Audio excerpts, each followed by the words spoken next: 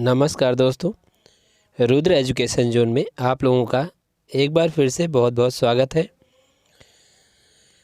दोस्तों, जैसा कि आप लोग सभी लोग जानते हैं कि हमारे चैनल के माध्यम से शिक्षा संबंधी जानकारी दी जाती है। पिछले कुछ वीडियोस में मैंने 2 वीडियो डाले थे, अध्याय 1 और अध्याय 2। ये साइकोलॉजी का चैप्टर है इंटरमीडिएट के छात्रों के लिए। तो छात्रों ने कमेंट करके मुझसे बोला था कि सर न्यू चैप्टर कब आएगा। तो बच्चों को मैंने रिप्लाई तो कर दिया था कि बहुत जल्दी अपलोड किया जाएगा, लेकिन कुछ समस्या ऐसी आ गई और मैं आप लोगों को बता देना चाहता हूँ कि समस्या कुछ ऐसी थी कि कुछ स्वास्थ्य ठीक नहीं था हमारा।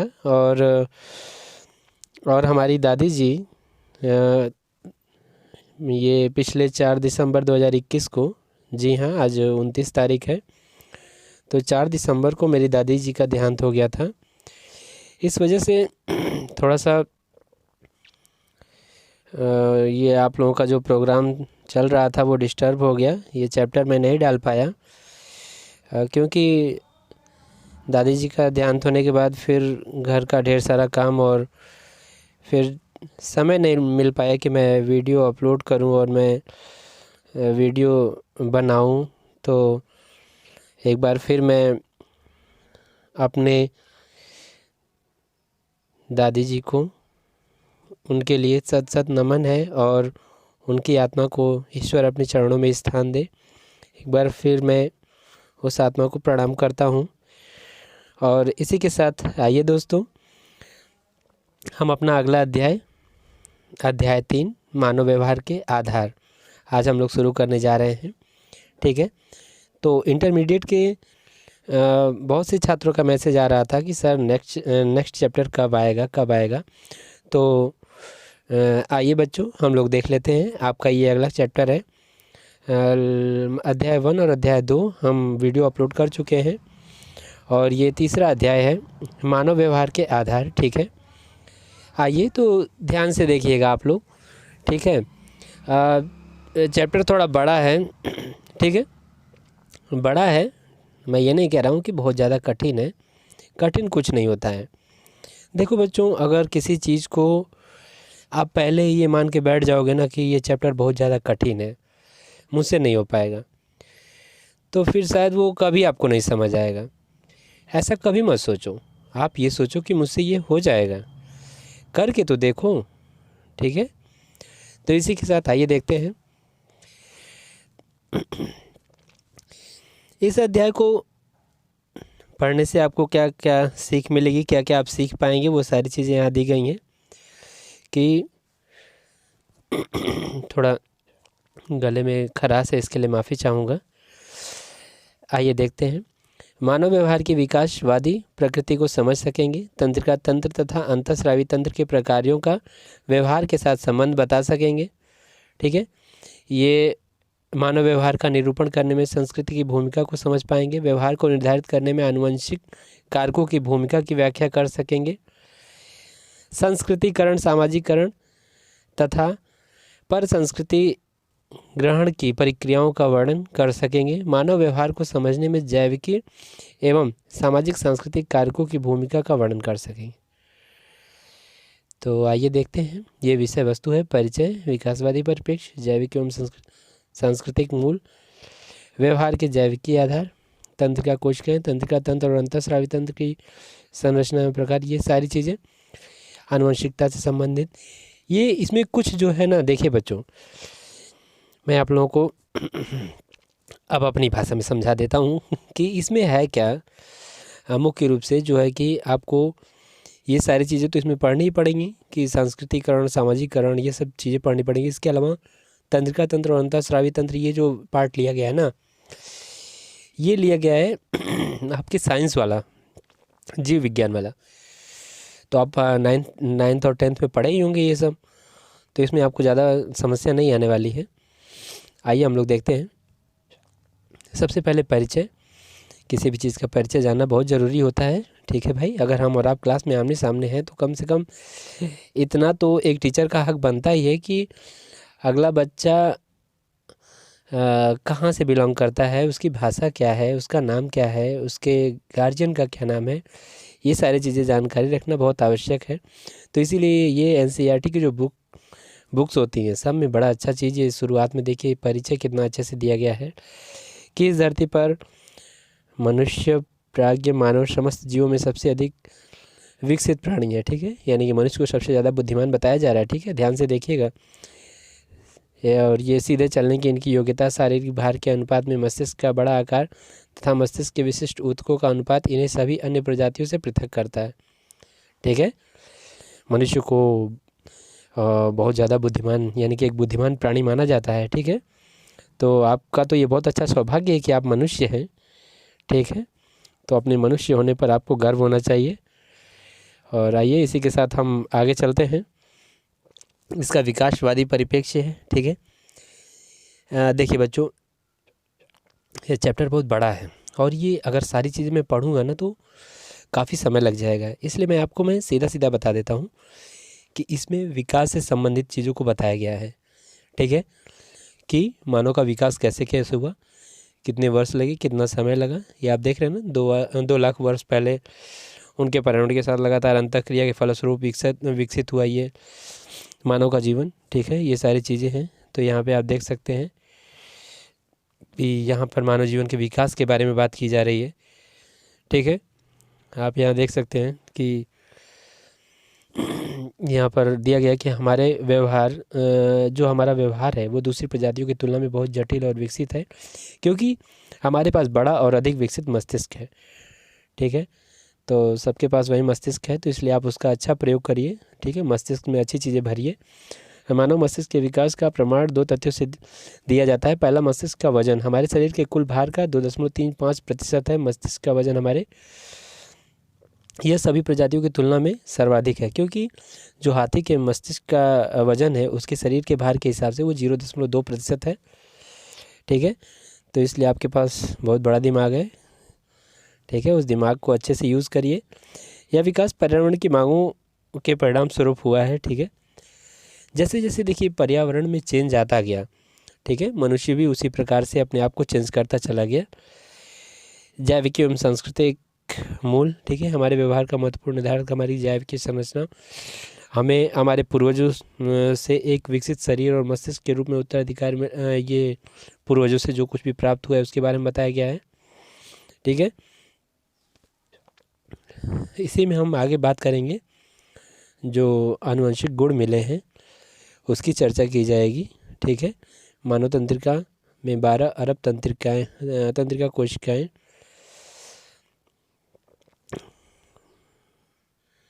पाई जाती हैं। यहाँ पर शरीर के बारे में बताया गया है। यहाँ देखिए यहाँ पर क्या कहा गया है, थोड़ा सा इसको पढ़ लेते हैं। अक्ष तंतु अपनी लंबाई के साथ साथ सूचना का श्रवण करता है। मेरुरज्जु, जी हाँ, हमने अभी बताया था ना कि आपने जो 9th और 10th में ये पढ़ा होगा जीव विज्ञान में, तो तंत्रिका तंत्र के विषय में यहाँ पर बताया जा रहा है। ठीक है, तंत्रिका कोश संधि, तंत्रिका आवेग। अब आइए आपको इस चित्र के माध्यम से हम सारी चीज़ें स्पष्ट कर देते हैं। देखिए यहाँ पर आप देख रहे हैं तंत्रिका कोशिका की संरचना की गई है। ये अंतस्थ बटन, ये केंद्रक है, कोशिकीय द्रव्य है, अभिग्राही छोर यहाँ पर है। ठीक है, धवल, मच्छाद, माइलिन शीत, रेनवियर के मोड, ये मोड हैं सारे। अक्ष तंतु है। ठीक है, प्रेषण काय, ये तंत्रिका तंत्र की संरचना दी गई है, ये विज्ञान से संबंधित है। ठीक है, यहाँ पर आप देख सकते हैं कि ये भी आपका अंतस्थ बटन, संधि स्थलीय पुटिका, ये तंत्रिका तंत्र। यहाँ पर आइए देख लेते हैं तंत्रिका तंत्र को किस प्रकार से यहाँ समझाया जा रहा है। तंत्रिका तंत्र के 2 पार्ट यहाँ पर कर दिए गए हैं। ठीक है, आप लोग यहाँ पर देख सकते हैं कि 2 पार्ट यहाँ पे कर दिए गए हैं। पहला पार्ट यहाँ पर है, यहाँ पर आप लोग देख रहे हैं कि 2 पार्ट कर दिए गए हैं। यहाँ पर आपको मैं ठीक से दिखाने का प्रयास करूँगा। यहाँ पर देखिए तंत्रिका तंत्र के 2 पार्ट हैं, पहला केंद्रीय तंत्रिका तंत्र और दूसरा है परिधीय तंत्रिका तंत्र। ठीक है, तो केंद्रीय तंत्रिका तंत्र के 2 भाग हो गए, मस्तिष्क, मेरुरज्जु। ठीक है, और ये परिधीय तंत्रिका तंत्र के कायिक तंत्रिका तंत्र और स्वायत्त तंत्रिका तंत्र, ये आप देख सकते हैं। तो यहाँ पर मस्तिष्क और मेरुरज्जु है, ये सब में अंतःस्रावी तंत्र, अनुकंपी खंड, ये स्वायत्त तंत्रिका को 2 भागों में बांट दिया गया है। इन सारी चीज़ों को आपको ध्यान से याद रखना है। ठीक है, तंत्रिका तंत्र और अंतःस्रावी तंत्र की संरचना एवं प्रकार तथा व्यवहार और अनुभव के साथ उनके संबंध। ठीक है, तो तंत्रिका तंत्र के बारे में देखिए, थोड़ा सा पढ़ लेते हैं। सभी प्राणियों में मानव तंत्रिका तंत्र सर्वाधिक जटिल एवं विकसित तंत्र है। यद्यपि तंत्रिका तंत्र समग्र रूप से कार्य करता है, तथापि अध्ययन की सरलता के लिए हम इसे इसकी स्थिति और कार्य के आधार पर कई हिस्सों में बांट सकते हैं। तो यहाँ पर बांटा गया, आप लोगों ने देखा ही कि तंत्रिका तंत्र को केंद्रीय तंत्रिका तंत्र और परिधीय तंत्रिका तंत्र 2 भागों में बांट दिया गया है। ठीक है, और आगे चलते हैं और अब हम लोग देख लेते हैं। ये तंत्रिका तंत्र के विषय में सब बताया जा रहा है। ठीक है, परानुकंपी और अनुकंपी 2 चीज़ें यहाँ पर बताई जा रही हैं। ठीक है, परानुकंपी और अनुकंपी, इसके बारे में आप लोग, ये अंतर दिया गया है, इसको आप लोग देख लेंगे। आइए आगे चलते हैं। स्वायत्त तंत्रिका तंत्र के 2 खंड हैं, अनुकंपी और परानुकंपी। ठीक है, जो हमने ऊपर आप लोगों को यहाँ पर बताया था, 2 पार्ट हुए थे ना तंत्रिका तंत्र के, केंद्रीय तंत्रिका तंत्र और परिधीय तंत्रिका तंत्र। फिर परिधीय तंत्रिका तंत्र के 2 पार्ट हुए, कायिक तंत्रिका तंत्र और स्वायत्त तंत्रिका तंत्र। तो वहीं ये चीज़ें हैं यहाँ बताई जा रही हैं। आइए और आगे चलते हैं। केंद्रीय तंत्रिका तंत्र, केंद्रीय तंत्रिका तंत्र सभी तंत्रिका क्रियाओं का केंद्र है। यह आने वाली समस्त संवेदी सूचनाओं को संगठित करता है, सभी प्रकार की संज्ञानात्मक क्रियाएं करता है, मांसपेशियों और ग्रंथियों को प्रेरक आदेश देता है। केंद्रीय तंत्रिका तंत्र में समाविष्टि मस्तिष्क और मेरुरज्जु। अब आप मस्तिष्क के मुख्य अंगों के प्रकारों एवं किन व्यवहारों के लिए हर अंग उत्तरदायी है के बारे में पढ़ सकेंगे। ठीक है, मस्तिष्क और उसका व्यवहार। ठीक है, ध्यान से देखिएगा, एक वयस्क मस्तिष्क का भार लगभग 1.36 किलोग्राम होता है। ठीक है, इसमें लगभग 100 अरब तंत्रिका कोशिकाएं होती हैं। ठीक है, तो एक जो स्वस्थ मनुष्य है उसके मस्तिष्क का भार कितना है, 1.36 किलोग्राम। ठीक है, यहाँ पर देखिए आपके जो मस्तिष्क है उसकी संरचना के विषय में यहाँ बताया गया। मस्तिष्क की संरचना, मस्तिष्क की संरचना कैसे हुई है, इसमें आप देख रहे हैं कि प्रमस्तिष्क है, पिनीलियर ग्रंथि है, मस्तिष्क स्तंभ, मध्य मस्तिष्क, सेतु, मेडुला ऑब्लोंगाटा, पीयूष ग्रंथि, अनुमस्तिष्क, मेरुरज्जु।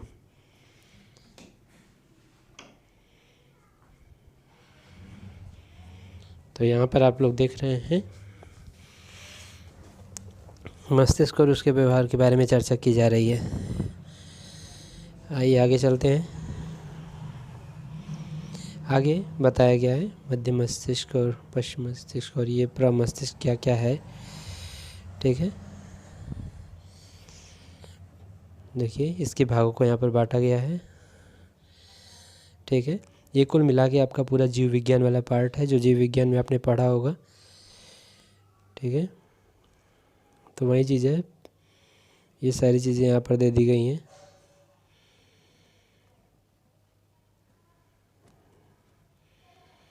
ये आपको बहुत ही डीप में जाके समझाया गया है। देखिए आनुवंशिकता यहाँ पर दे दी गई है। ठीक है, ये भी पूरा जीव विज्ञान का पार्ट है।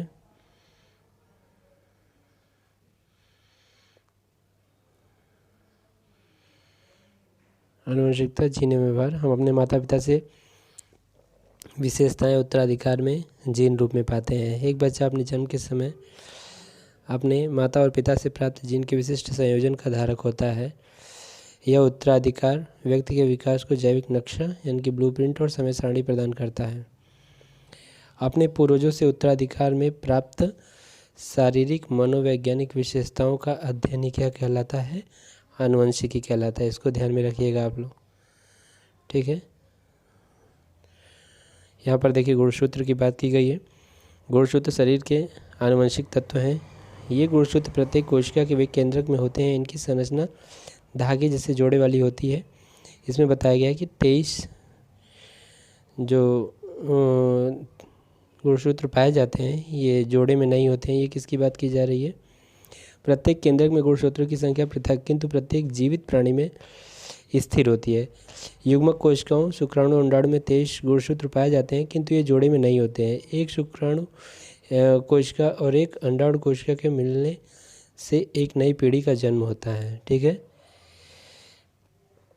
इसमें बता दिया गया है कि गर्भधारण के समय जीव माता पिता से 46 गुणसूत्र वंशानुक्रम से प्राप्त करता है, 23 माता से और 23 पिता से, ठीक है।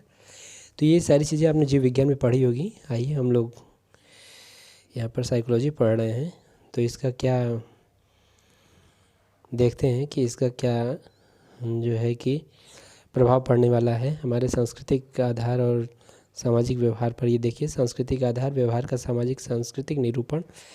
व्यवहार के जैविकीय आधार को पढ़ने के बाद आपका यह विचार बन गया होगा कि हमारे कई व्यवहार अंतःस्रावों से प्रभावित होते हैं। अन्य कई व्यवहार प्रतिवर्ती अनुक्रियाओं के कारण होते हैं, ठीक है। हार्मोन और प्रतिवर्त हमारे समस्त व्यवहार के कारणों में व्याख्या नहीं करते हैं।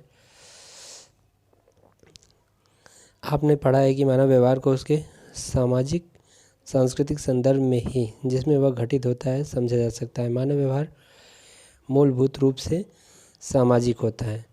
इसमें दूसरे अन्य लोगों के साथ संबंध, उनके व्यवहार के प्रति प्रतिक्रिया हमारे पूर्वजों द्वारा दी गई असंख्य चीज़ों से हमारे संबंध जो सम्मिलित होते हैं।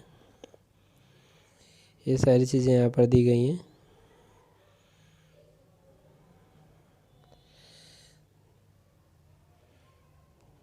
आगे चलते हैं, जैविक एवं सांस्कृतिक संचरण। तो यहाँ पर आप देख लीजिए कि अपेक्षाकृत आधुनिक वर्षों में एक विद्या शाखा का उद्भव हुआ है जिसे समाज जीव विज्ञान के नाम से जानता है, जो जीव विज्ञान और समाज की अन्योन्य क्रियाओं से संबंधित है। विकासवादी ढांचे में समावेशी उपयुक्तता के आधार पर विद्या शाखा मनुष्य के सामाजिक व्यवहार की व्याख्या करती है, ठीक है। हमने बताया था ना कि ये जीव विज्ञान का कुछ पार्ट है, यहाँ दिया जा रहा है, आप लोग समझ सकते हैं। खुद आप लोग इतने समझदार हैं, आप लोग खुद भविष्य के साइंटिस्ट हैं। तो आइए कुछ क्रियाकलाप यहाँ दिया गया, इसको देखिए। विभिन्न राज्यों के विद्यार्थियों के साथ उनके भोजन, त्योहारों, रीति रिवाजों और पोशाकों आदि के बारे में बात कीजिए। समानता और विभिन्नता की एक सूची तैयार कीजिए तथा उस पर अपने शिक्षक के साथ चर्चा कीजिए। ये बहुत अच्छी चीज़ है।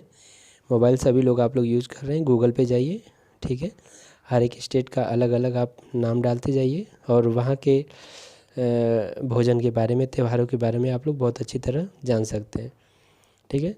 संस्कृति क्या है? यद्यपि संस्कृति हर समय हमारे साथ रहती है, इसको परिभाषित करने में बहुत सी भ्रांतियाँ हैं, ठीक है।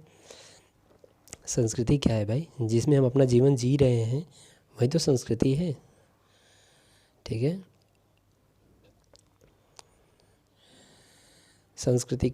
संस्कृतिकरण उस सभी प्रकार के अधिगम को कहते हैं जो बिना किसी प्रत्यक्ष और सुविचारित शिक्षण के होता है। हम कुछ विचार, संप्रदाय और मूल्यों को सीखते हैं क्योंकि वे हमारे सांस्कृतिक संदर्भ में हमें उपलब्ध हैं। उदाहरण दिया गया है कि क्या सब्जी है और क्या घास पात है, क्या अनाज है और क्या अनाज नहीं है, ठीक है। वही चीज़ें यहाँ बता दी हैं। सामाजिकरण, यहाँ सामाजिकरण के बारे में बताया गया। सामाजिकरण एक प्रक्रिया है जिसके द्वारा लोग ज्ञान, कौशल और शील गुण अर्जित करते हैं जो उन्हें समाज और समूहों के प्रभावी सदस्यों के रूप में भाग लेने के योग्य बनाता है, ठीक है।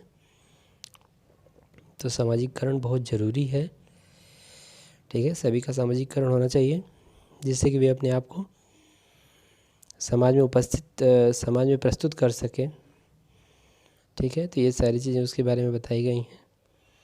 आइए आगे देख लेते हैं। पर संस्कृति ग्रहण। परम संस्कृति ग्रहण का तात्पर्य दूसरी संस्कृतियों के साथ संपर्क के फलस्वरूप आए हुए सांस्कृतिक और मनोवैज्ञानिक परिवर्तनों से है। ठीक है, जैसे आप कोई नई संस्कृति में जा कर के कुछ नया सीखते हैं, नई संस्कृति में स्थानांतरित होता है, उसमें बस जाता है। ठीक है, जनसंचार के माध्यम से या अन्य माध्यम से आप जाते हैं और वहाँ की संस्कृति के बारे में पढ़ते हैं, देखते हैं, सुनते हैं, उसमें जीवन यापन करते हैं, तो आपके अंदर एक अलग बदलाव आ जाता है। ठीक है, परिवर्तन की सचेतन स्वीकृति में कुछ विश्वास के लिए आत्मनिष्ठ स्तर पर उन संकेतकों का विश्लेषण करना आवश्यक है। जॉन बेरी नाम के मनोवैज्ञानिक पर सांस्कृतिक ग्रहण पर अपने मनोवैज्ञानिक अध्ययनों के लिए सर्वप्रसिद्ध है। ठीक है, जॉन बेरी ने इसके बारे में बताया है।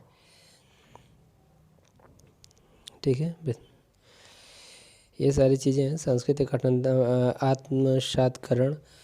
ठीक है, आत्मसात्करण क्या होता है? वह अभिवृत्ति है जिसमें व्यक्ति अपने सांस्कृतिक अन्यता को बनाए नहीं रखना चाहते हैं। वे दूसरी संस्कृति का अभिन्न अंग बनने के लिए व्यवहार करते हैं। ठीक है, वे दूसरे को आत्मसात्करण करते हैं, दूसरी संस्कृति को पृथक्करण, जिसमें लोग अपनी मूल संस्कृति को धारण किए रहना मूल्यवान समझते हैं। सीमांतकरण वह अभिवृत्ति है जहाँ पर अपनी सांस्कृतिक अनुरक्षण की या तो संभाव्यता कम होती है या रुचि कम होती है। ठीक है, यहाँ सारांश दे दिया गया, ये बहुत ज़रूरी है, इसको आप लोग ध्यान से पढ़िए। मानव तंत्रिका तंत्र में अरबों अंतः संबंधित अति विशिष्ट कोशिकाएं होती हैं जिन्हें तंत्रिका कोशिकाएं कहते हैं। तंत्रिका कोशिकाएं समस्त मानव व्यवहार को नियंत्रित और समन्वित करती हैं। ठीक है, दूसरा है केंद्रीय तंत्रिका तंत्र में मस्तिष्क और मेरुरज्जु होते हैं। केंद्रीय तंत्रिका तंत्र से निकलकर परिधीय तंत्रिका तंत्र की शाखाएं शरीर के प्रत्येक अंग में जाती हैं। इसके दो भाग होते हैं, कायिक तंत्रिका तंत्र यानी कि कंकालीय पेशियों के नियंत्रण से संबंधित, और स्वायत्त तंत्रिका तंत्र यानी कि आंतरिक अंगों के नियंत्रण से संबंधित। स्वायत्त तंत्रिका तंत्र को दो भागों में बांटा गया था, अनुकंपी और परानुकंपी। ठीक है, तंत्रिका कोशिका में पार्श्वतंतु होते हैं जो आयोगों को ग्रहण करते हैं, और अक्षतंतु जो आयोगों को काय कोशिका से दूसरी अन्य कोशिकाओं या पेशी ऊतकों तक संचारित करते हैं। प्रत्येक अक्षतंतु एक खाली स्थान से विभाजित होता है और तंत्रिका कोश संधि, इसको तंत्रिका कोश संधि कहते हैं। ठीक है, मानव मस्तिष्क के केंद्रीय क्रोड में पश्च मस्तिष्क, ठीक है, मेडुला, सेतु, जालाकार रचना, अनुमस्तिष्क होते हैं। ठीक है, ये सारी चीज़ें हैं, यहाँ पर देख लीजिए। अंतःस्रावी तंत्र में ग्रंथियाँ, ये सारी चीज़ें आपकी हैं जीव विज्ञान के, ये आप देख सकते हैं। विकासवादी परिप्रेक्ष्य व्यवहार के जैविक आधार की किस प्रकार व्याख्या करता है? तंत्रिका कोशिकाएं सूचना को किस प्रकार संचारित करती हैं, वर्णन कीजिए। ये प्रश्न उत्तर हो गया। संस्कृति क्या है, सामाजिककरण क्या है, सांस्कृतिककरण क्या है, सब कुछ मैंने बता दिया है। ठीक है, तो ये रहा आपका चैप्टर। जो चीज़ें ना समझ आई हों एक बार प्लीज़ मैसेज ज़रूर कीजिएगा। अगर चैप्टर ना समझ आए या कोई टॉपिक ना इसमें समझ आया हो तो प्लीज़ उसको मैसेज बॉक्स में ज़रूर लिखिएगा, जिससे कि मैं उस पर दोबारा चर्चा कर सकूं। तो बस इसी के साथ जय हिंद दोस्तों।